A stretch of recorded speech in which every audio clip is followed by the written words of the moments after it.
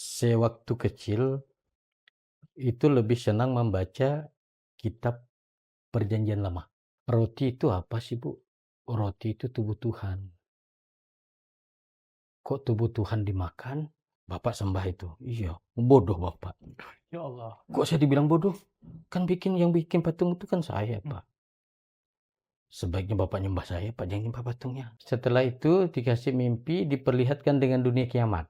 Gila.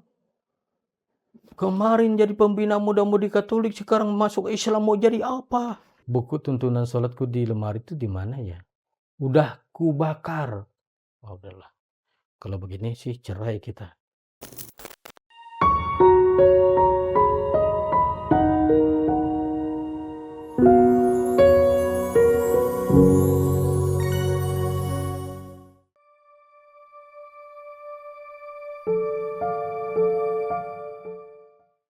Assalamualaikum warahmatullahi wabarakatuh.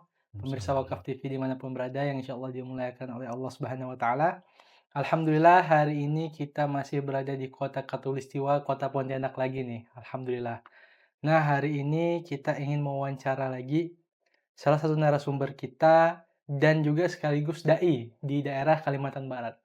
Langsung saja kita sapa Ustadz Ahmad Antoni. Assalamualaikum Ustadz Ahmad Antoni. Waalaikumsalam warahmatullahi wabarakatuh. Masya Allah, apa kabarnya Ustadz? Alhamdulillah baik sehat. Alhamdulillah, luar biasa. Ustadz, aslinya dari mana Ustadz? Dari Sekadau saya. Sekadau. Nah, suku Dayak Ustadz? Daya. Dayak asli. Daya Mentuka. Dayak Mentuka. Nah, itu mungkin boleh diceritakan Ustadz.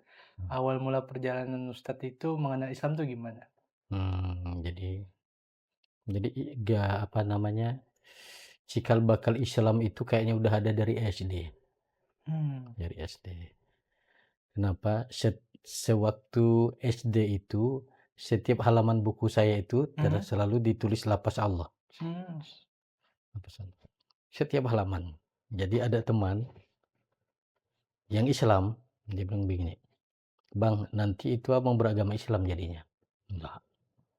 Kenapa abang sering bikin lapas Allah? Ya senang-senang aku lah. Gitu kan. Tapi Oke. memang belum ada niat ke Islam belum.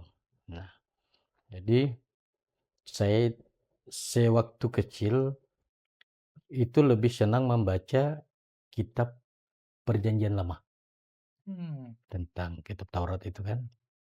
Nah, karena waktu itu saya bertanya dengan ibu, Bu, kenapa saya belum dikasih roti? Oh, belum, kamu belum sambut baru gitu kan. Roti itu apa sih, Bu? Roti itu tubuh Tuhan. Kok tubuh Tuhan dimakan? Nah, gitu kan bahasanya. Itu memang ajaran Katolik.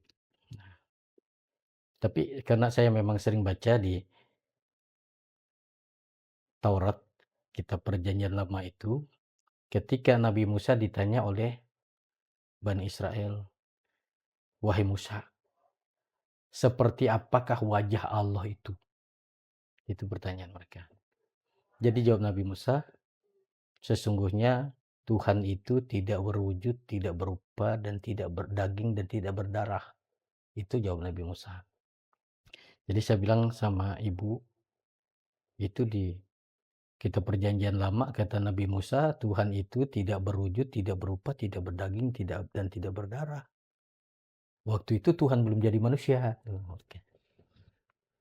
Terus jalan saya sampailah dari Sekado kita pindah ke Landa tahun 86. Nah, tahun 86 itu malah saya nggak pernah ke gereja. Tahun waktu SMP. Kayaknya anda ada yang istimewa gitu kan. Nah, setelah itu waktu SMA-nya SMA Mania Mas ya. Oke. SMA Kristen. Di SMA Kristen Mania Mas itu saya coba bagaimana supaya tidak berharap sama orang tua. Kita sekolah tapi kita bisa cari uang sendiri. Akhirnya bikin itu pekerjaan sendiri, bikin ukiran, bikin apa namanya maket, segala macam, bikin figura. Jadi saya di SMA Mania Mas itu di asrama seksi ibadah saya. di kelas seksi ibadah, di OSIS juga seksi ibadah gitu kan. Nah, hingga satu ketika saya bikin patung. Patung itu seperti bersujud. Nah, tapi saya bikin dari tanah liat. Lalu pembina asrama saya bilang begini, kalau patung yang itu kau jual berapa? Kalau yang ini nggak saya jual. Oke. Kenapa? Karena ini nggak pakai modal. Mhm. Oke, pakai modal. Kalau kayu kan beli. Kalau kamu mau jual, saya beli. Kalau bapak mau ambil, ya. Seketika dia bawa patung itu ke kamar beliau, karena sore itu cuma kita berdua di asrama, yang lain kan asik main bola. Karena kelamaan beliaunya ke tempat saya, akhirnya saya samperin beliau ke kamar beliau. Rupanya beliau lagi pasang rumai-rumai di atas patung itu. Saya tanya, Bapak bikin rumai-rumai di atas patung itu buat apa, Pak? Buat sembahyang. Bapak sembah itu. Iya, bodoh Bapak. Ya Allah. Kok saya dibilang bodoh? Kan yang bikin patung itu kan saya, Hmm. Pak. Sebaiknya Bapak nyembah saya, Pak, jangan nyembah patungnya. Gitu kan. Ternyata itu memang berbekas di kepala beliau. Nah, setelah itu, setelah selesai SMA, saya ke Biara, ke Laperna Sanggau. Pengen jadi pastor. Tapi banyak yang saya pikirkan. Kalau saya jadi pastor, nggak ada keturunan. Saudara kan cuma 2. Sementara adik rencananya mau jadi suster. Hmm. Kalau adik jadi suster, saya jadi pastor, Sama-sama tidak menikah. putus nih keturunannya. Nah, udah. Hanya tidak jadi dibiar. Setelah itu tahun 97 saya kerja di Keuskupan Agung di Komsos. Hmm. Waktu itu pimpinannya Pastor Lucius Ginting. Nah, jadi dia bilang, kamu kemana-mana kamu harus khotbah. Kamu jadi pembina umum muda-mudi Katolik. Cuma dari Pastor Ginting kan orang nggak tahu itu. Ini Pastor Ginting yang itu. Di situ setiap saya masuk pedalaman, saya khotbah. Masuk pedalaman khotbah. Jadi, nah akhirnya ada masalah dengan kita ini, masalah keuangan. Kita dipitnahnya semua. Dibilangnya pakai uang itu kan. Nah, oke. Jadi setelah saya berhenti dari Komsos tahun 2000, tahun 2001 itu menikah di gereja Katolik, Gereja Salib Suci Ngabang. Hmm. Nikah situ dengan anak muda-mudi yang saya bina. Tahun 2002 kan saya memang orangnya senang seni ya. Waktu itu ada Festival Budaya Bumi Katulistiwa. Di Ngabang itu kan ada 2 sanggar. Sanggar Dayak itu namanya Sanggar Pabanihan, dengan sanggar Melayunya Sanggar Tarjumas. Nah, saya tunggu sanggar mana yang serius ini gitu kan. Nah, ternyata yang serius Sanggar Tarjumas. Nah, Sanggar Melayunya. Bang, nanti kita tampil di Pontianak. Oke, boleh. Oke, kita tampilkan ini. Musik Jepang dengan sape. Oke. Jadi Menarik. musik Melayu dengan musik Dayak kan. Ya, kita tampil di waktu itu panggungnya di depan Korem. Oke, udah selesai. Anak-anak yang Katolik itu pada protes, ini nih musiknya abang gitu kan. Jadi teman-teman di Terjumas tak mau tahu juga. Nah, setelah itu saya diminta ikut lomba baca puisi. Karena malamnya kena hujan, paginya demam, ya akhirnya oke, ikut aja. Waktu itu dapat juara 3 saya. Nah, setelah itu dari Terajumas datang lagi ke rumah, Bang, kita mau tampil lagi. Boleh. Tapi ini ada apa namanya? Ada solawatnya, Bang. Enggak apa-apa. Rupanya saya diajak tampil di acara MTQ di Ketapang. Hmm. Berangkat sana. Di sampai sana orang bilang saya Islam. Orang kira saya Islam, pada waktu itu belum. Nah, Oke. karena tahun 96 itu saya pernah dikasih mimpi itu 7 malam berturut-turut. Mimpi pertama itu saya dibilang Islam. Saya bilang bukan, saya Katolik. Kalau saya Islam, saya tahu sembahyang yang Islam seperti apa. Islam itu sholat. Jadi nama saya dikasih apa? Anton Muhammad Eli itu di mimpi kan. Setelah itu dikasih mimpi diperlihatkan dengan dunia kiamat. Semuanya pada heboh suara apa namanya? Pekikan manusia. Dunia jadi gelap. Cuma saya dibilang kalau mau selamat kamu ucapkan Allahu Akbar.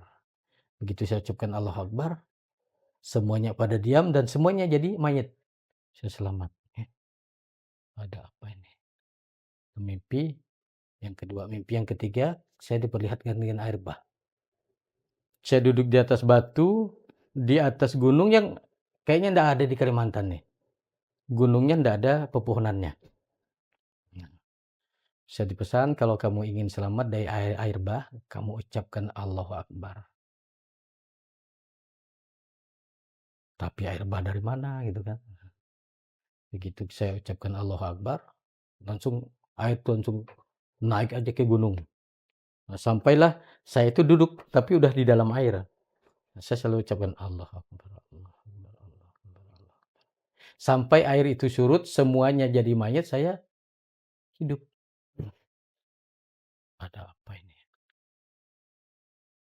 Kayaknya ada yang aneh. Tapi mimpi. Nah, mimpi yang keempat, saya mimpi diperlihatkan dengan bumi terbelah. Berebut perempuan ceritanya. Perempuan cantik. Akhirnya rebutan di perempuan cantik. Akhirnya karena saring bunuh-bunuh, bumi itu dibuat terbelah. Saya selalu ucapkan Allah Akbar, Allah Akbar. Tapi tidak ada ikut ingin bunuh-membunuh.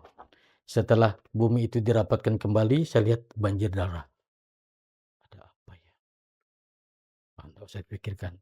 Kok mimpinya mimpi Islam terus, tidak ada mimpi Kristen gitu kan. Sampailah mimpi yang kelima, saya dibilang kalau kamu ingin selamat dari api neraka, ucapkan Allah Akbar. Api neraka. Perasaan tidak ada api neraka di sini. Gitu. Begitu saya ucapkan Allah Akbar, tiba-tiba api itu kayak api kompor gas keluar dari bumi. Pertamanya sebelah kiri saya. Semuanya dibabat. Kayaknya ada pastor juga. Mati juga nih. Nah, setelah itu sebelah kanan saya juga ada yang kopiah juga nih. Dimakan juga nih. Wah, mati nih. Nah, saya tetap Allah Akbar, Allah Akbar, Allah Akbar.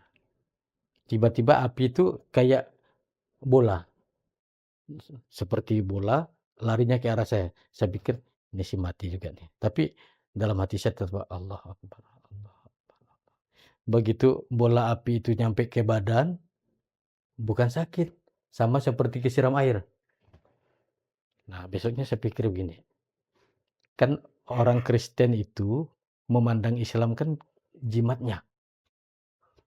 Saya pikir Allah Akbar ini jimat. Air bah tidak mempan, dunia kiamat nggak mempan. Orang bumi terbelah juga tidak mempan. Tapi aneh, kok mimpinya mimpi kayak gini terus, ada apa? Kenapa enggak pernah mimpi masuk gereja? Mimpi yang keenam mimpi masuk gereja ceritanya. Menerima sakramen Ekaristi. Tubuh Kristus, amin. Tubuh Kristus, amin. Giliran saya ini paling belakang, tubuh Kristus. Karena yang dikasihnya sama saya bukan roti, tapi telur busuk. Saya langsung, Allahu Akbar. Sambil teman-teman, ada salah apa saya? Kok dikasih telur busuk? Pas besoknya saya mikir, dosa apa ya saya ini? Dikasih mimpi Islam, begitu mau nerima roti dikasih telur busuk. Nggak usah dipikirkan. Mimpi yang ketujuh, mimpi dibawa masuk gereja, mau masuk masjid, besar masjidnya. Jadi dalam masjid itu nggak kelihatan dindingnya di mana. Besar benar. Di depan awalnya samar saya lihat, kok kayaknya ada bayang-bayang. Lama kelamaan kelihatan pakai baju jubah hijau, tangannya nampak, kakinya nampak, tapi wajahnya nggak nampak, kayak cahaya. Saya bilang ini badannya matahari ya, bukan. Jadi dari pertama sampai malam ketujuh itu selalu ada yang ngikutin. Begitu saya bertanya selalu dijawab, bukan. Tapi itu nampak kakinya, nampak badannya, nampak tangannya. Cuma mukanya ndak kelihatan, bukan matahari. Coba kamu selawat. Salat apa? Salat Nabi? Nggak tahu saya. Diajarkan, Allahumma sholli ala Muhammad wa ala ali Muhammad. Nah, karena mimpi pertama aja, mimpi yang saya dibilang Islam itu diajar Al-Fatihah, hafal. Langsung hafal? Iya, pertama mimpi. Nah, jadi mimpi ketujuh saya diajar sholawat Nabi, Allahumma sholli ala Muhammad wa ala ali Muhammad. Tapi saya masih bilang, itu kan badannya matahari. Bukan. Itulah Rasulullah. Oh iya. Nah, setelah itu pulanglah saya ke rumah. Almarhum ibu bilang apa? Kok wajah kamu sekarang berubah? Berubah kayak apa? Muka kamu kayak muka orang Islam. Enggak, biasa-biasa aja gitu kan. Iya, kayak orang Islam. Jangan-jangan kamu pakai jimat orang Islam? Enggak, saya dari dulu-dulu enggak yakin sama jimat. Akhirnya saya cerita, saya dikasih mimpi 7 malam berturut-turut, diajar Al-Fatihah, sampai diajar salat Nabi. Oh, enggak mungkin. Masa kamu dikasih mimpi sampai wajah kamu berubah gitu kan? Nah, makanya begitu saya kerja di keuskupan, Pastor Ginting kan pangling. Kamu agama apa? Katolik. Tapi kok muka kamu Islam? Katolik saya. Nah, sehingga begitu keluar dari Komsos, nikah sama istri, sampailah tahun 2002 itu pulang dari Ketapang, pulang MTQ. Nah, pulang dari MTQ itu, kok saya selalu merasa sedih. Setiap hari nangis ya. Tapi apa yang saya pikirkan ya? Kok bisa nangis sendiri? Ada perasaan rindu, ada apa ya? Nah, waktu itu saya dapat job mengukir rumah dinas Wakil Bupati Landak.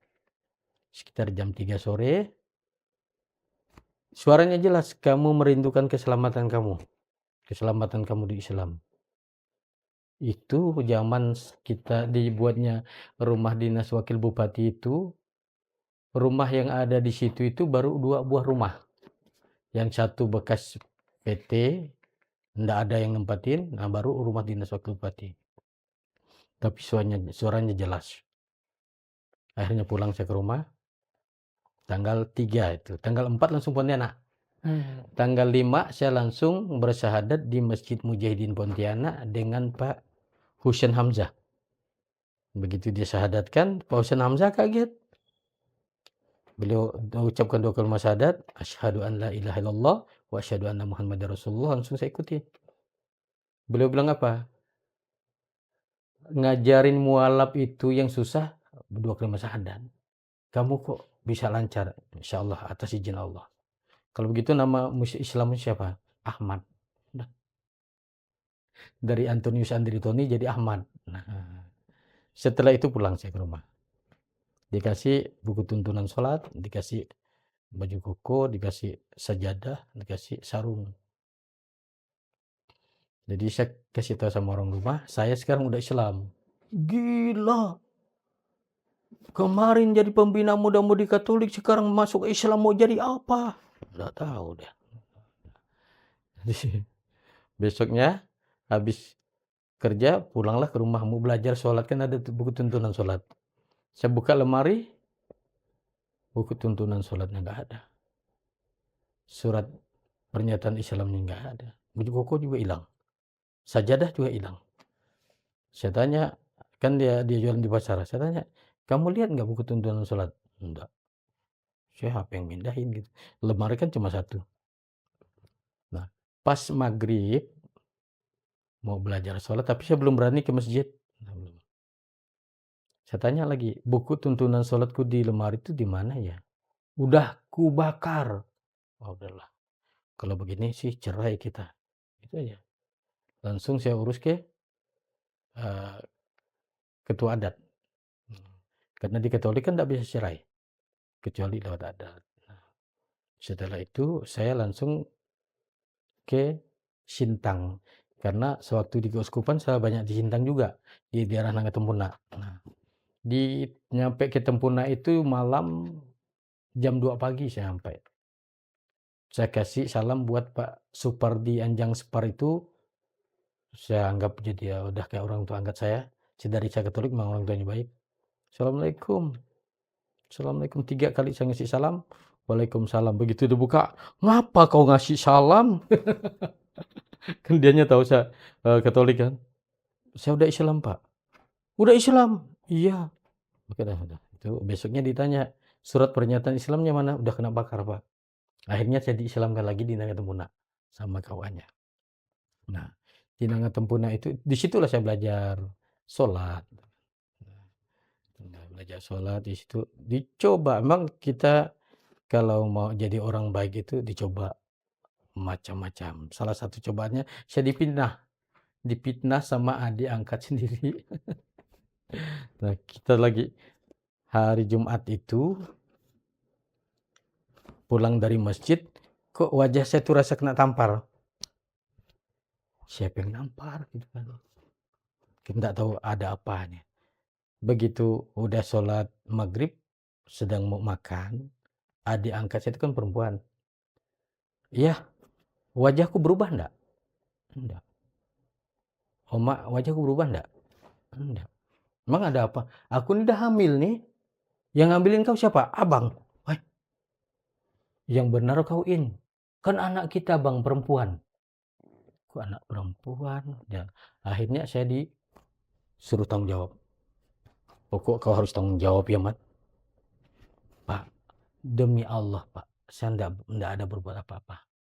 Nah, akhirnya si bapak itu masih masih mikirnya masih enggak terlalu itu kan, karena saya bilang, "Demi Allah, besok kau minta pengetes kehamilan sama Bu Bidan, Bidan Lili." Bidan Lili itu yang paling suka dengar saya khotbah. Waktu saya masih Katolik kan, "Bu Bidan mau pinjam pengetes kehamilan."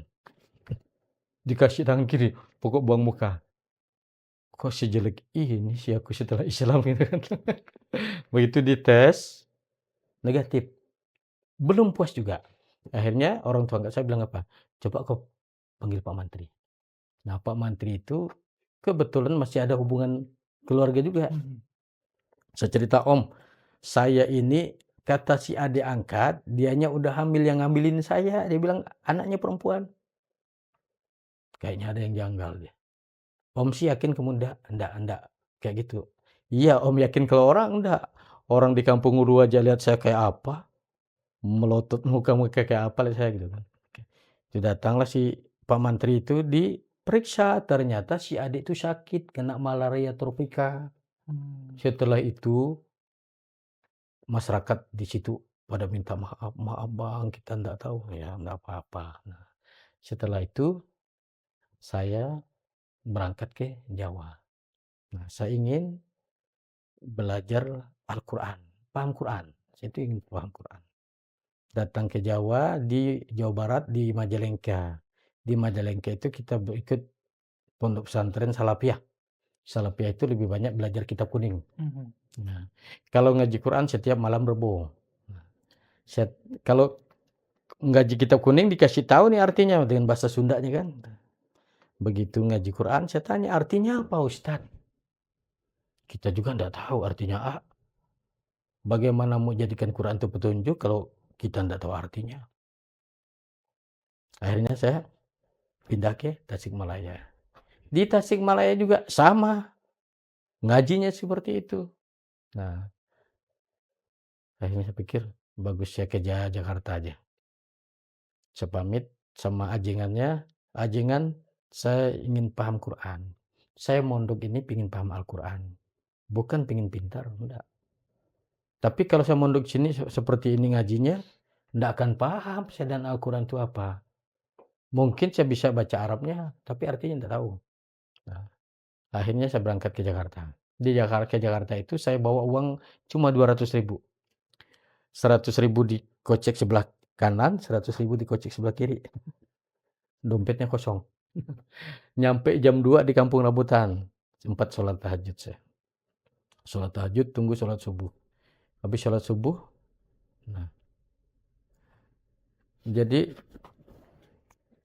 kan tidak ada kenalan di Jakarta. Tidak ada. Cuma yang saya ingat ada namanya Bu Irine Handono. Bu Irine Handono, tapi rumahnya nggak tahu. Waktu itu saya telepon Pak Asnol, "Pak Asnol, Pak Asnol tahu ndak rumah Bu Irin Handono di mana?" "Ndak tahu saya Ustad." "Ndak tahu saya Bang." Belum panggil Ustad, panggil abang aja. Ndak tahu, oke. Akhirnya di kampung rambutan saya tanya, "Pak, Bapak di sini ada yang tahu rumah Bu Irin Handono ndak?" "Oh saya tahu," kata si Abah. Si Abah tuh orang dari Kuningan, Majalengka. "Di mana Bah?" "Di Bekasi Barat." "Oh, Bapak mau ke sana?" "Saya mau ke sana." "Oke kita bareng." Berangkatlah ceritanya dari kampung rambutan. Begitu nyampe ke Bekasi, turun dari bus, si Abahnya ngilang. Loh, si Abahnya kemana? Katanya tahu kantor Bu Irina Handono, nanya sama siapa lagi nih. Akhirnya turun, naik angkot nih. Nggak tahu tujuannya kemana. Cut. Kok udah nyampe, turun. Masih pagi, ngopi dulu.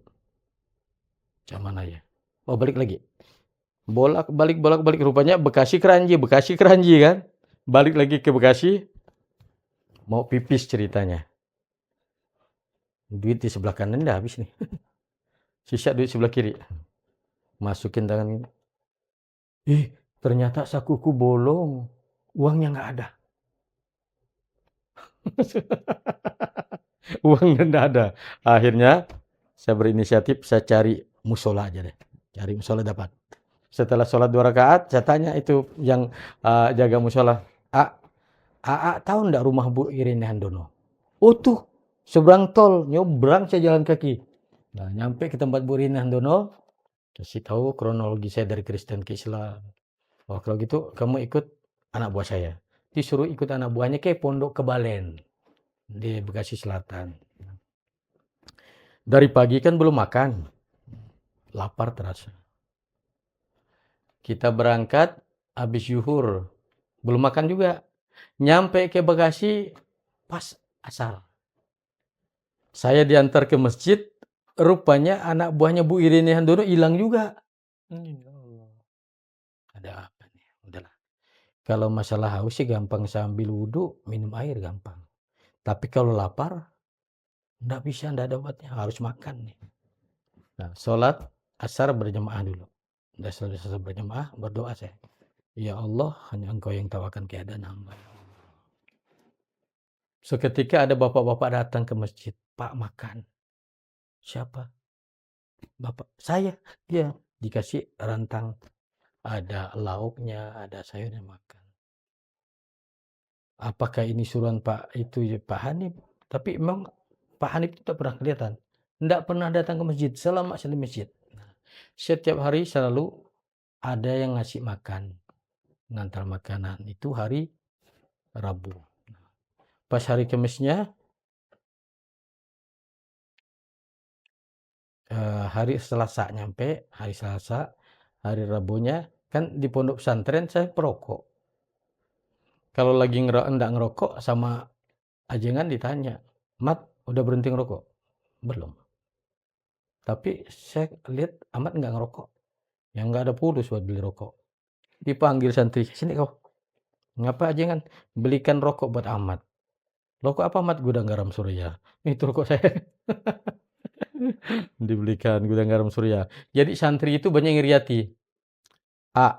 Kita dari kampung bawa rokok buat Pak Kiai. Enak-enak dibelikan di Pak Kiai rokok. Itu kan rezeki saya gitu kan.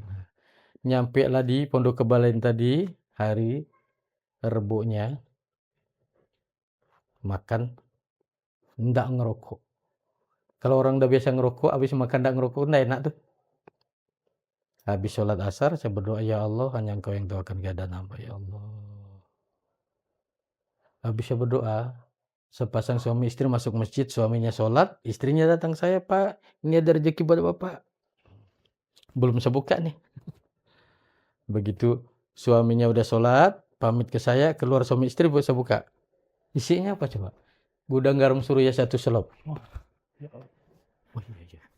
Kok bisa dikasih gudang garam Surya? Akhirnya saya bagi-bagi sama orang masjid. Orang masjid juga bingung sama saya. Ini orang baru, ada yang ngasih rokok, ada yang ngasih makan. Saya mikir, iya. Ini Islam. Nah, justru disitulah iman Islam itu kuat dengan saya. Saya pegang betul. Pas hari Kamis, mikirnya besok hari Jumat, tidak ada duit untuk ngisi kotak infak, duit saya ndak ada. Yang mau dijual apa? Ndak ada. Mau minta, ndak mungkin, kita orang baru. Akhirnya habis sholat asar, hari Kamis itu saya berdoa, ya Allah, besok hari Jumat, hamba tidak punya duit untuk ngisi kotak infak Jumat, ya Allah. Engkau Maha Kaya, ya Allah. Habis berdoa, ada ibu-ibu datang ke masjid, Mas. Assalamualaikum, Pak. Salam. Pak, ini ada rezeki buat Bapak. Dikasih amplop, ibu keluar, saya buka, isinya 350.000. Masya Allah. Dan waktu itu orang nggak ada yang tahu sama saya sebetulnya. Makanya saya berpikir, iya, ternyata yang tahu dengan kita itu cuma Rob kita, pencipta kita. Nah, setelah itu, saya datanglah ke Ciputat, dibawa oleh teman dari Garut. Kang, mau ke Ciputat nggak? Boleh. Di sana ada pondok yang ngaji Quran. Oke. Nah, dikenalkanlah sama dengan almarhum Pak Said, orang Ambon. Di sini berat, Pak. Beratnya apa? Beratnya tiap malam tahajud. Oh, enggak apa-apa, senang saya. Nah, malam Sabtu itu tahajudnya jam 2 udah kelar. Enggak apa-apa juga, senang saya. Udah tahajud, ngaji sampai pagi. Alhamdulillah. Jadi Pak Said juga bingung kan. Bisa, Pak, insya Allah. Nah, disitulah saya banyak belajar Al-Quran. Nah, belajar Al-Quran di situ. Nah, waktu tahun 2005 akhir, saya nikah. Nikah dengan janda Jakarta. Nah, jadi harapan saya memang bisa bantu saya dakwah, gitu kan. Di situ setelah nikah, ada dapat telepon tahun 2006 ke Sintang. Ada dari teman di Sintang, Pak Haji, minta saya datang ke Sintang ngisi kajian. Saya bilang di masjid mana? Di rumah saya, Pak Ustadz. Oke, nggak apa-apa. Hari apa kajiannya? Hari Rabu. Berarti hari Ahad saya berangkat. Pas malamnya orang rumah saya ngasih tahu, minggu depan Idul Adha. Kita korban apa? Korban yang baik-baik aja lah. Korban yang baik itu apa, Bi? Kambing telinga pendek apa telinga panjang? Kayaknya bagusnya sapi. Oke. Kita orang berapa korbannya? Kita 2 aja. Kan sapi kan nomor 7 itu dipikir. Kalau kita banyak duit, situ 1, saya 1. Udah deal, korban sapi. Besoknya saya diantar ke Cengkareng. Nyampe di Cengkareng, begitu keluar dari mobil, Bi, pokok abi pulang dari Pontianak harus daftar haji, atau bahasanya harus. Insya Allah. Berangkat ke Pontianak, baru 3 hari di Pontianak, ditelepon oleh guru saya. Assalamualaikum Ustaz. Waalaikumsalam, ada apa Anda? Ustaz, tolong kirim KTP Ustaz. Untuk apa? Kita mau daftarin Ustaz haji. Masya Allah. Padahal belum ada rencana mau berangkat haji. Nanti wasilahnya dari korban. Jadi setelah itu orang rumah nelpon, Bi, itu yayasan mau menghajikan Abi. Iya udah kasih tahu. Seharusnya saya berangkat tahun 2007. Karena 2007 itu kuota Tangerang penuh, saya berangkat 2008. Nah, setelah manasik, oleh panitia dikasih surat pemberitahuan. Yang belum lunas hajinya segera dilunaskan, kan gitu kan. Saya punya jemaah ada 45 orang, saya tanya satu-satunya, udah lunas semuanya? Sampai yang paling tua udah lunas. Ternyata yang belum lunas ini saya sendiri gitu kan. Ya Allah. Terus saya pulang ke rumah, saya tanya orang rumah, kita punya uang cash enggak? Berapa? 14 juta. Untuk apa? Untuk melunaskan haji. Uang cash enggak ada. Tapi kalau memang itu dibutuhkan, kontrakan rumah kita di Padang kita ambil untuk tahun depan. 27 juta. Saya bilang enggak usah. Jadi orang rumah saya tanya, Abi mau minjam sama siapa? Kalau minjam kayaknya utang kita. Enggak usah ngutang aja deh. Saya mau minta aja. Abi mau minta sama siapa? Saya mau minta sama Allah. Diketawakan sama orang rumah saya. Kayak iya aja. Allah pasti. Manusia belum tentu. Nah, sehingga setiap hari selalu ngomel, "Bi, kalau Abi tidak melunaskan biaya hajinya Abi tidak akan berangkat haji." Saya bilang, "Yang daftarin saya juga siapa? Yang daftarin saya itu Allah, maka yang melunaskannya juga Allah. Tapi harus ada ikhtiar. Ikhtiarnya yakin doa itu ikhtiar saya," gitu kan. Pas malam itu, malam Kamis, saya ngisi kajian di Komplek Polri Kota Legenda. Pulang ke rumah udah jam 9 malam. Pas nyampe ke rumah, telepon rumah berdering. Yang angkat orang rumah. "Waalaikumsalam, baru nyampe." "Siapa?" "Dari yayasan." "Waalaikumsalam, ada apa, Ji?" "Ustadz malam ini ke Ciputat." Karena waktu itu rumah saya di Cibubur. "Ada apa, Ji?" "Penting." "Kayaknya enggak bisa, soalnya udah malam, udah capek." "Kasih tahu apa halnya." "Enggak bisa. Kalau saya besok ajak ke sana." "Enggak bisa, pokok malam ini Ustadz ke Ciputat." Yang saya pikirkan, enggak ada mikir duit saya. Yang saya pikirkan santri kita di sana. Akhirnya malam itu langsung ke Ciputat. Saya kasih tahu orang rumah, saya disuruh ke Ciputat. "Ada rahasia apa, Bi?" "Enggak ada rahasia apa-apa. Tapi ini dari yayasan, kayaknya penting." Berangkat. Nyampe lah di Ciputat, di rumah sekretaris yayasan. Udah saya ngasih salam, suruh masuk. Beliau duduk di kursi tamu. Ustadz baca amplop ini nama siapa?" "Ustadz Ahmad." "Ustadz Ahmad di yayasan kita ada berapa?" "Kalau Ahmad doang saya, Pak. Kalau Bapak kan Ahmad Dairi. Pimpinan kita Ahmad Najamuddin. Kepala SMP kita Ahmad Nurdin. Kalau Ahmad doang ya saya." "Ya Ustadz, ini untuk Ustadz."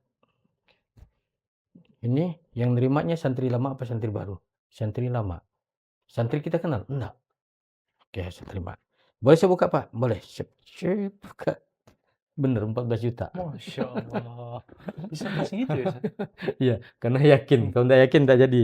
Nah, udah itu saya langsung lunaskan karena memang BPIH-nya memang milik yayasan. Malam itu saya lunaskan. Pulanglah saya ke Ciputat, ke Cibubur. Saya pikir orang rumah saya udah tidur, udah jam 1 kan. "Assalamualaikum." Bukan, jawabnya "Waalaikumsalam." "Ada rahasia apa, Bi?" "Nggak ada rahasia apa-apa. Alhamdulillah hajiku udah lunas." "Yang ngasih siapa, Bi?" "Allah." Diam kan.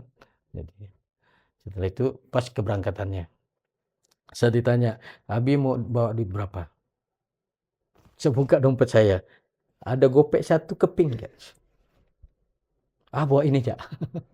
Uang 500 perak 1 keping yang ada di dompet, bawa ini aja. Ya Allah. Karena kalau kita haji kan ada uang living cost. Living cost itu 4.500.000 itu uang pemundukan. Makanya saya enggak mau bawa uang dari rumah. Nah, untuk saya jadikan cerita aja. Berangkatlah saya ke Mekah. Jadi nyampe waktu itu ke Madinah kita. Karena gelombang pertama, tapi berangkat paling terakhir. Kita kloter 1 tapi nomor kloternya kloter 36. Paling terakhir berangkat ke Madinah dulu kita. Di Madinah itu kita nginap di Hotel Atir, 1,5 kilo dari Masjid Nabawi. Nyampe di Masjid Nabawi langsung tersungkur saya. Subhanallah. Saya pikir yang Istiqlal yang paling besar masjidnya. Ternyata yang lebih besar lagi ini dia. Sholat di situ. Jadi selama arba'in saya selalu ngincar di Raudhah. Nah, di Raudhah itu malam-malam selalu saya datangin. Setelah itu ke Mekah. Udah ke Mekah, saya kebetulan hajinya haji ifrad. Haji dulu Baru baru umroh. Kebanyakan di Indonesia kan banyak haji tamattu. Yang umroh dulu baru haji. Jadi pas kita berangkat untuk ukuf, karena waktu itu ada 2 lansia yang kita bawa, Nenek Inah dengan Pak Harahap. Pak Harahap itu usianya baru 84. Nenek Inah, kalau Nenek Inah itu udah tua, 86. Nah, Nenek Inah ini udah pikun. Begitu sadar. Begitu pikun, repot. Nah, jadi waktu di Masjidil Haram, pakai apa namanya? kursi roda. Kita top. pakai kursi roda, saya di lantai 2. Hmm. Yang satu kali saya mutar di lantai 2 itu, di bawah udah selesai. Kan jauh. Nah, setelah itu, Indah itu begitu kita ajak tawaf, segar. Doa apa kan. Nah, setelah itu kita ke wukuf. Nah, waktu wukuf itu, nah itulah saya ketemu bukitnya yang pernah saya duduk waktu kena banjir. Langsung sujud syukur. Subhanallah. Ini dia bukitnya. Ada apa Ustadz? Ini bukit ini udah pernah saya lihat ya. Kapan? Tahun 96. Tahun 96 Ustadz di sini? Belum. Ustadz tahu itu di mana? Di mimpi saya lihat. Subhanallah Ustadz. Nah, jadi pas hari wukuf itu kan istighfar kita, banyak istighfar, banyak mohon ampun. HP saya bunyi, apa namanya, SMS ya. HP-nya HP jadul yang Nokia. Itu kan nggak bisa di silent tuh. Coba kayak dari istri. Assalamualaikum Bi, anak gadis kita minta dibelikan mobil. Kita ndak punya duit. Coba Abi minta sama Allah. Ini nih wukuf nih. Bukan waktu minta mobil. Refleks saya. Ya Allah, ini istri hamba ada SMS, ya Allah, anak gadis hamba minta dibelikan mobil. Tapi Allah, hamba ndak punya duit, ya Allah. Engkau maha kaya, ya Allah. Assalamualaikum Pak Ustadz. Waalaikumsalam. Ada apa Pak? Bapak ada berapa lama di situ? Baru nyampe. Bapak dengar saya berdoa? Enggak Ustadz, aman saya. Kalau sempat si bapak ini dengar saya berdoa, pasti dibilangnya gila nih. Ustadz minta mobil gitu kan. Nah, udah. Jadi udah kita wukuf hari itu, habis maghrib kita langsung ke Musdalifah ambil kerikil. Setelah dari Musdalifah langsung ke Mina. Nyampe di Mina jam 2. Begitu turun dari bis, saya lihat tugunya. Tuguhnya 36. Udah keluar apa namanya, pakaian dimasukkan ke tenda, langsung keluar ke Jamarot. Di Jamarot, selesai kita itu apa namanya lempar jumroh, pas azan subuh. Baru tahlul. Udah tahlul langsung pulang. Ustadz ngopi dulu. Enggak, langsung pulang dulu, mandi. Kalau gitu kita belakang Ustadz. Oke, enggak apa-apa. Pulang. Udah beres lah saya. Mandinya udah, duhanya udah. Tinggal ngaji. Ustadz Junet SMS saya. Assalamualaikum Ustadz. Ustadz di mana? Udah di tenda. Ustadz enggak nyasar? Enggak. Kok Ustadz bisa nggak nyasar? Enggak. Kita kan matab 36, situ ada nomornya, ada di tubuhnya 36. Tandanya apa Ustadz? Tugu ada tiang besar tuh, itu tandanya ada tenda kita. Ustadz nyampe di tenda nomor berapa tugunya? Tugu 49, mundur. Akhirnya ketemu. Jadi di Mina itu, amal soleh saya itu banyak ngantar orang nyasar. Masya Allah. Begitu keluar dari tenda, ada sepasang suami istri pulang belanja mau pulang ke tenda, enggak tahu tendanya di mana. Nah, tiba-tiba ada orang ngasih peta ke saya. Assalamualaikum Pak. Pak ini Bapak pegang petanya. Ada berapa peta? Cuma ini ya. Cuma satu. Iya. Ya, saya megang, Ustadz Junaidi enggak megang kan. Kita antar. Lama kita nyari tenda si Bapak ini. Enggak dapat. Ternyata tendanya di luar peta. Dapat akhirnya. Nah, setelah hari kedua ketemu sama serombongan orang yang minta tolong, Pak Haji, kita ini mau pulang ke tenda, tapi kita enggak tahu jalannya di mana. Tendanya di mana? Di Mina Jadid. Oke, yuk ikut. Memang Pak Haji tahu. Jadi mereka itu pulang dari subuh sampai ketemu asar, enggak ketemu tendanya. Begitu pulang ketemu sama saya antar. Begitu nyampe di tendanya, alhamdulillah, udah capek. Tendanya enggak ketemu. Kan tendanya sama di Mina itu. Kalau kita enggak lihat tandanya, udah nyasar. Akhirnya saya ambil nafar thani, 4 hari di Mina baru saya ke Mekah. Nah, setelah sholat subuh, pas di pelataran masjid, saya kan sebelum sholat duha kan ngopi dulu. di Hilton di bawah itu. Di pelataran masjid, HP bunyi. Ada apa nelpon? Assalamualaikum. Malam-malam ngapain nelpon? Masih malam nih. Bi, mobilnya udah di rumah. Mobil siapa? Kemarin kan Abi minta mobil kan? Iya. Ah, ndak mungkin. Udah, mobilnya Masya udah diantar ke rumah. Tapi kemarin kita beli cash aja, seminggu belum kelar. Udah, diantar. Mobilnya mobil Cherry, mobil kecil, mobil perempuan.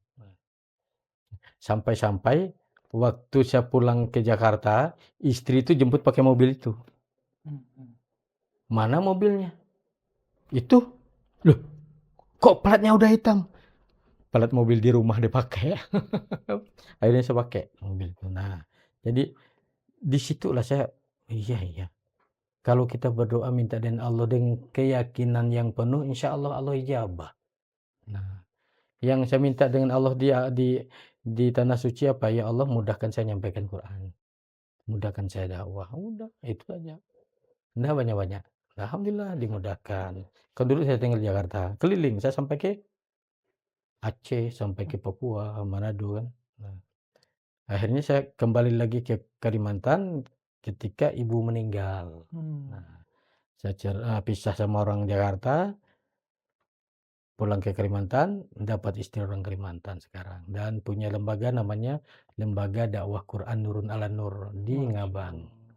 Tapi tinggal di Pontianak sekarang. Hmm. Makanya setiap akhir bulan saya harus pulang ke Ngabang. Hmm. Kajiannya di Ngabang, Sosok, Pahuman. Itu pembinaan mualaf berarti, Ustaz? Bukan, umum malah. Oh, umum. Makanya saya disuruh bina mualaf, enggak mau, saya bukan mualaf lagi. Saya udah muslim. Hmm. Kan diajak ini persatuan mualaf. Maaf, saya bukan mualaf. Sampai di Gang Rukun itu, saya bilang jangan bilang mualaf lagi kita. Kita ini udah berapa tahun, udah ada punya cucu, masih dibilang mualaf, enggak. Ya Muslim Allah. kita. Alhamdulillah. Masya Allah. Jadi dari itu semua akhirnya dimudahkan.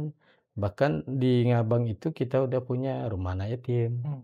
Di Ngabang Masya diwakafkan tanah yang insya Allah mau tanam sawit. Masya Nah, Allah. itu. Untuk produktif Iya, operasional berarti, Ustaz? iya. Jadi Hmm. saya bilang teman-teman, hidup itu lebih bagus dimanfaatkan untuk berbuat baik aja deh. Nanti balasannya di akhirat aja. Jadi kalau udah minta di dunia jangan dulu.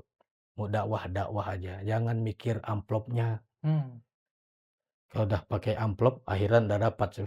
Nah, makanya alhamdulillah setiap bulan pulang. Nah, tadi pagi saya ditanya, Ustadz pulang ke Ngabang pakai apa? Pakai taksi ya. Kalau saya pulang, orang umum kan, saya pulang naik bis Ustadz. Soalnya kalau saya naik bis bisa tidur. Enggak, saya bilang. Saya enggak sempat naik bis. Soalnya berangkat dari Pontianak itu jam 10 malam saya ngisi kajian. Saya kajian. Dan itu subuh ngasih kajian. Gitu. Alhamdulillah setelah Islam, semuanya kebuka. Jadi semua unek-unek yang sewaktu kita tidak paham, akhirnya jadi paham. Masya Allah. Nah, sebelum Islam kan buta kita. Manusia sebelum Islam itu buta. Buta. Nah, begitu Islam, oh iya iya. Ternyata kenapa dikatakan iman? Iman itu membuka mata hati kita tentang Allah. Makanya alhamdulillah saya setiap hari Sabtu itu di Pontianak itu ngisi kajian di Gang Rukun. Yang di Laskar Tujuh Langit itu, yang Ilham. Nah, saya bilang Ilham, Bang Ilham, saya nanti ngajak ibu-ibu kurban. Nggak mungkin Ustaz. Kok nggak mungkin? Ya kan ibu-ibu bukan banyak duitnya. Insya Allah. Nah, jalan 2 tahun. Saya tanya ibu-ibu kalau saya bawa kurban mau nggak? Siap Ustaz. Maka tahun ini tadi kita korban 1 ekor sapi. Masya Allah. Nah, jadi waktu di Gang Rukun itu pertama kita buka kajian, ada Nek tahu Nek kan? Oh, Bu, Ibu ada rencana mau berangkat umroh nggak? Jauh Ustaz. Jauh apanya? Nggak ada duitnya. Yakin aja Bu, insya Allah. Begitu saya bawa berkorban, Ibu itu baru nyeter 3 atau 4 bulan, diberangkatkan umroh. Nangis Bu Inah, itu. Masya Allah. Masya Allah Ustadz, saya ingat kata Ustadz, ibu mau umroh enggak? Saya bilang jauh, ternyata Allah mudahkan. Ya, Mmm, yakin. Nah, makanya saya bilang jangan mau dibilang mualaf lagi ya. Ya insya Allah kita bukan mualaf lagi. Kita udah Masya muslim. Allah. Makanya di Gang Rukun Mmm, itu kan kita kan kajian Quran. Masalah apa aja, semuanya ada di situ. mhm, Jadi makanya saya kalau disuruh membina mualaf, dibilang mualaf saya enggak mau. Nah, kalau kan saya dengan Pak Rusdi Saska itu cuma berdua yang dari Kalimantan Barat ini yang gabung di HBMI, Himpunan Bina Mualaf Indonesia. Nah, sampai ada yang sakit hati kan, "Ngapa kita ndak dimasuk?" Gitu. Nah, jadi kita bina mualaf, jadi kita bukan mualaf lagi. mmm, Alhamdulillah, selama ini ya aktivitasnya seperti itu. Nah, kalau pas lagi ndak keluar di rumah nggak bantu istri, jaga warung gitu kan. Masya Nah, Allah. nanti kalau ada orang minta, "Ustadz, isi kajian," datang. Jadi ndak ada istilah pending, ndak. Kalau kajian oke. Kenapa? Karena itulah amal kita Mmm, sebetulnya. Karena di Pontianak ini rentan, rentan ajaran yang aneh-aneh itu rentan. Nah, jadi itu saya perhatikan, masya Allah. Jadi mengembalikan manusia ke tauhid itu pekerjaan yang luar biasa. Mengajak orang kembali ke jalan Allah itu luar biasa. Nah, memang tantangannya berat, tapi yakin ditolong oleh Allah. Makanya semuanya dimudahkan. Jadi makanya untuk dakwah kemana-mana, saya enggak pernah mikir, "Cemana ya?" Sampai Ustadz Indra bilang apa, "Bang, nanti ada waktu kita tadabbur Quran di Putus Sibau." "Oke, kapan?" "Tapi saya ini diminta keluar Bang, tunggu ada waktu aja." Karena pernah satu kali saya ke Putus Sibau, ajak tadabbur Quran, Masya Allah Bang, ngajinya kayak gini Bang, "Iya." Nah, sampai apa namanya, dai yang di Putus Sibau itu Pak Jai, itu kan senang banget. Nah, ikut kita. Kita bertiga, Ustadz Indra sama, Ustadz Jai ini yang nyetir. Karena saya pikir mereka pandai nyetir, kitalah nyetir. Sampailah ke Jongkong kita kan. mmm, Nah, jadi saya tanya Ustadz Indra, "Bagaimana reaksi masyarakat di sana begitu kita ajak tadabbur Quran?" "Senang Bang." Jadi Ustadz Indra panggil saya Abang, jarang panggil Ustadz, panggil Abang aja, Abang Haji. Masya Jadi karena memang kita satu misi, mmm, enak-enak aja. Jadi ndak mikir apa-apa, pokok sampaikan Quran. Sampaikan Quran, itu berkah. Makanya tidak ada pekerjaan yang paling mengasyikkan kecuali menyampaikan kebenaran Al-Quran. Masya Allah, luar Itu biasa. memang dah dari Allah, Mmm. ndak bisa diganggu-gugat. Mungkin itu. Masya Allah, luar biasa sekali ya, Ustaz. Dalam perjalanan antum itu, apa namanya, awal dari mengenal Islam hingga sampai memutuskan untuk Iya, berdakwah iya. sampai hari ini. Kalau yang untuk di Ngabang itu pondok pesantren, Ustaz? Ya kita ini, lebih kepada kajian umum, Hmm, kita belum pikir pondok karena mhm. kita pikir tempat anak yatim, Oh, rumah anak yatim. itu yang di Ngabang. Yang di Landak? Iya, Oh, di Landak atau di Ngabang yang tadi? Ngabang itu kan Kabupaten Eh, Landak, oh Ngabang itu bagian dari Landak ya? Oke. ibu kota Kabupaten Landak, Oh, iya. maaf maaf, saya lupa. Bahkan saya di Mhm, Pontianak pernah ditanya Pak Rusman Ali, mmm, "Ustadz mau bikin pondok enggak?" "Ada. oh, Kalau Ustadz mau bikin pondok saya kasihkan tanah. mhm, Kalau mau bikin masjid ada saya rencana." mhm. Itu waktu beliau masih di Bupati? Udah Oh, enggak jadi Ustadz, setelah ngobrol di rumah beliau. oh, Kan saya ngisi kajian kan di mhm, di di dekat rumah pendoponya beliau? beliau. Nah, Mhm, gitu kan. Beliau nanya, "Ustadz mau bikin pondok enggak?" "Enggak," saya bilang. "Cuma saya ingin punya masjid di Pontianak." mmm, Masya Allah, luar biasa sekali perjalanan, Ustadz Ahmad Antoni ini. Iya, gitu. Nah, Ustadz, dalam perjalanan Ustadz untuk, apa namanya, untuk berdakwah ya, Mhm. bermula dari Kristen yang taat waktu itu ya, terus, eee, memutuskan masuk Islam, Mhm. lalu berdakwah gitu. Apa motivasi paling kuat Ustadz untuk tetap terus berdakwah, Eee, menyebarkan agama mhm. Allah ini? Jadi begini, Sewaktu saya baru Islam saja kan belajar ngaji. Saya tanya, yang kita baca ini artinya apa? Enggak tahu, Bang. Alhamdulillah.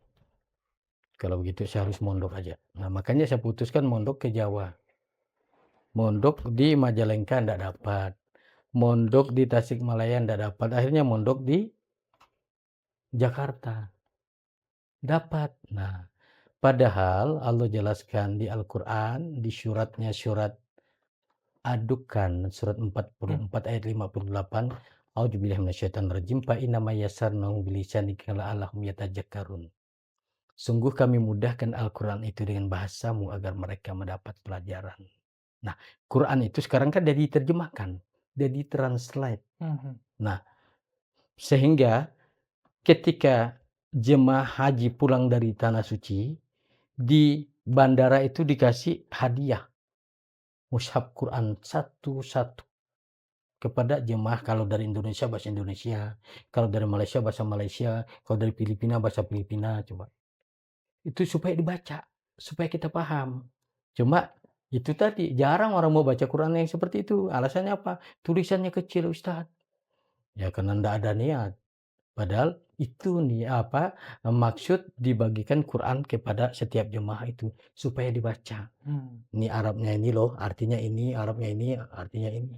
Nah, ternyata enggak digubris oleh kebanyakan orang. Nah, itulah motivasi saya kenapa saya bisa berdakwah. Bahkan waktu saya masih di pondok, saya dapat kalimat begini, "Fawailul lil musholin." Saya tanya dengan Pak Kiai, "Bah, fawailul lil musholin itu artinya apa, Bah?" Itu artinya kecelakaanlah orang yang sholat. Ngapa Abah sholat? Ngapain sholat ya kalau Saya kecelakaan? bilang, Abah, kenapa Abah sholat kalau Abah tahu artinya? Bukan begitu, Simad. Ketika ada ayat mengatakan fawailul lil musholin itu kembali kepada kita, tahiyatnya benar atau tidak. Kalau tahiyatnya benar, sholat kita diterima. Kalau tahiyatnya salah, maka sholat kita celaka. Abah kasih tahu saya tahiyat yang benar seperti apa, yang salah seperti apa. Apa jawabnya? Tanya pada diri sendiri, Mat. Oh, itu bukan jawaban. Kalau begitu, saya pindah ke Tasikmalaya. Itu yang bikin saya pindah itu. Di pondok itu enggak bisa dijabarkan satu ayat nih. Akhirnya di Tasikmalaya saya tanya sama ajengannya. Ajengan, kalau ayat yang lapasnya fawailul lil musholin itu apa artinya? Oh, itu artinya kecelakaanlah bagi orang yang sholat. Kenapa ajengan masih sholat? Jawabnya sama. Seperti apa yang dijawab di Majalengka. Makanya kalau begitu saya harus paham Quran. Nah, dapatnya di mana? Dapatnya di Jakarta. Nah, di Jakarta saya tanya. Karena sore itu udah kenalan, malamnya kajian. Assalamualaikum Pak Kiai. Salam. Nah, Pak Ahmad, ada yang mau ditanyakan? Ada.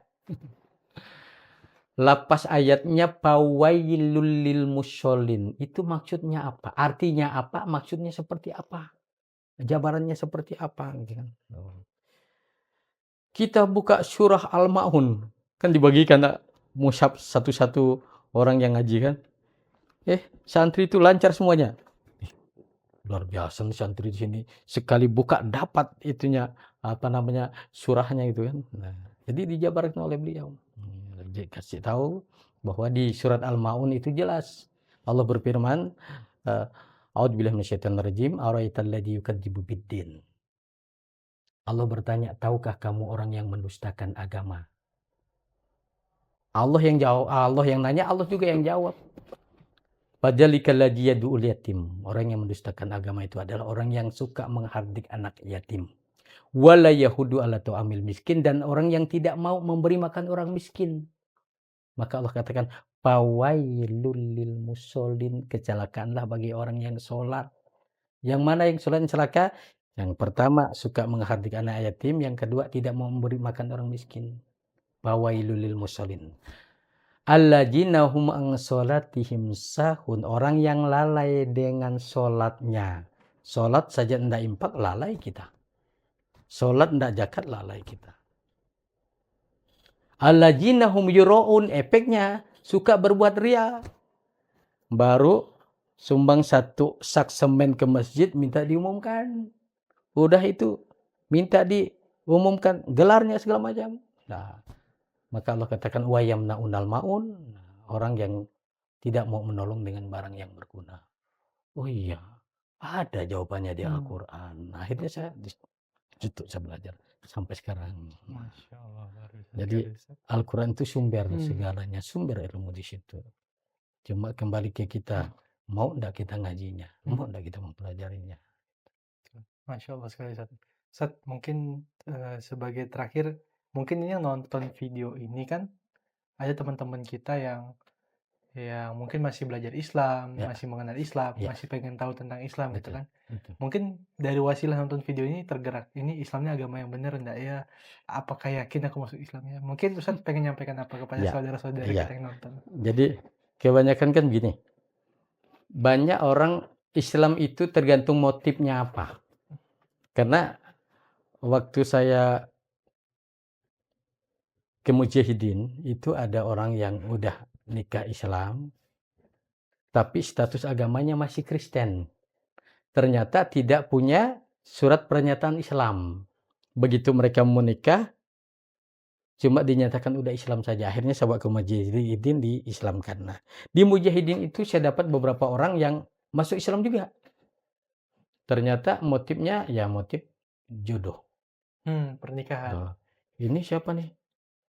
Calon tunangan. Oh, nah itu yang kalau tidak dibimbing oleh pasangannya agak repot. Tapi kalau kita Islamnya betul-betul karena ingin tahu, penasaran Islam itu seperti apa, mudah dapatnya. Nah, tapi kalau kita Islamnya ikut-ikutan susah susah mau dapat. Nah, yang penting sholat, udah. Yang penting puasa, udah. Tapi ada hal-hal yang lebih spesifik di dalam Islam itu yang banyak orang tidak paham. Makanya ada orang Islam di rumah tangganya ndak berteguran sama saudara ada. Apakah boleh? Ndak boleh. Ada orang Islam mantu sama mertua ndak cocok? Ada. Boleh di Islam? Ndak boleh. Nah, jadi ada hal-hal yang masuk ke ranah pribadi yang banyak tidak disadari orang. Bahkan orang mudah emosi itu kenapa ya? Kan gitu. Ternyata ada sebabnya. Ada sebabnya. Nah, supaya ingin emosi itu obatnya apa? Ngaji Quran dulu deh. Di Al-Quran itu jelas. Makanya Allah katakan Al-Quran itu syifa, obat. Nah, kayaknya jujur, dulu saya masih belum Islam kan temperamennya tinggi. Suka marah-marah. Setelah Islam, iya, iya. Ada hal-hal yang bisa membuat kita sabar. Apa itu? Kita ngaji Quran, kita sholat, kita impak. Itu obatnya. Ternyata obat yang seperti itu banyak tidak dipahami oleh kebanyakan orang. Beda dengan kayak obat orang sakit, obatnya ke rumah sakit, obat apa namanya segala macam. Enggak. Padahal Al-Quran itu obat segala macam penyakit. Kayak saya kalau dikasih sakit, paling istighfar saya. Berarti ada salah saya sama Allah. Tapi kalau kebanyakan orang kan begitu kasih sakit bukan istighfar. Obat apa yang paling paten? Ah, udahlah wassalam tuh. Nah, jadi ketika kita sakit itu sebetulnya Allah kasih peluang kita supaya dekat dengan Allah Subhanahu wa taala. Makanya sakit apapun namanya. Maka di rumah saya itu saya tidak kenal obat, saya tinggalkan obat-obat rumah sakit itu dari tahun 2011 sampai saya nikah. Di rumah saya itu tidak ada obat. Obat kita sekeluarga apa? Madu. Madu saja obatnya. Jadi anak saya itu madu, istri madu, saya juga madu. Masya Allah, luar biasa sekali Ustaz Oke, Ahmad Antoni ini. Insya Allah semoga Allah istiqomahkan Ustaz amin, di jalan dakwah dan semoga juga kita semua ini Allah bisa kumpulkan di surganya Allah Subhanahu wa taala. amin. Baik teman-teman pemirsa Wakaf TV yang dirahmati Allah, jangan lupa like, comment, dan subscribe video ini, konten Wakaf TV ini. Semoga kedepannya kita biar bisa menghadirkan konten yang inovatif dan kreatif. Dari Kota Katulistiwa Pontianak, wassalamualaikum warahmatullahi wabarakatuh. Jadi salah satu hambatan di jalannya, ya ini nih. Nah ini salah satu.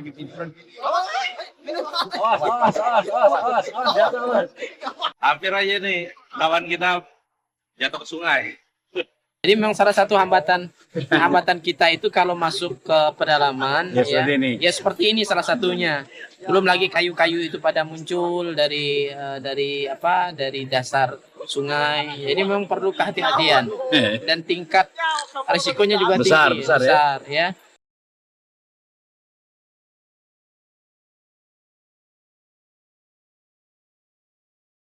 Ya begini kondisi ketika kita masuk ke pedalaman Sintang, Kalimantan Barat, kita memang harus bisa membaca kondisi sungai, kondisi alam. Kalau pada saat air naik, kita aman. Pada saat air surut, maka kondisinya kita harus berhati-hati. Pada siang hari ini kita akan berangkat menuju Desa Mentatai. Dalam perjalanan insya Allah bisa ditempuh nanti bersama dengan tim kurang lebih 6-7 jam. Pada malam hari nanti kita akan bertemu dengan warga umat Islam yang ada di pedalaman Desa Mentatai.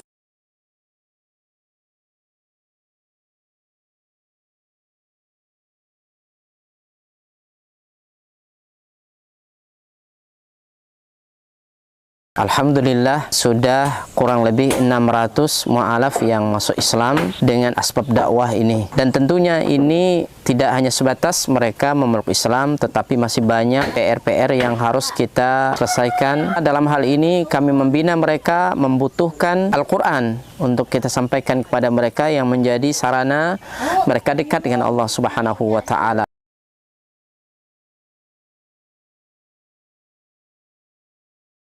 Kami berharap dan mengharapkan bantuan dari seluruh kaum muslimin untuk mensupport dakwah ini dengan berwakaf Al-Quran di Badan Wakaf Al-Quran.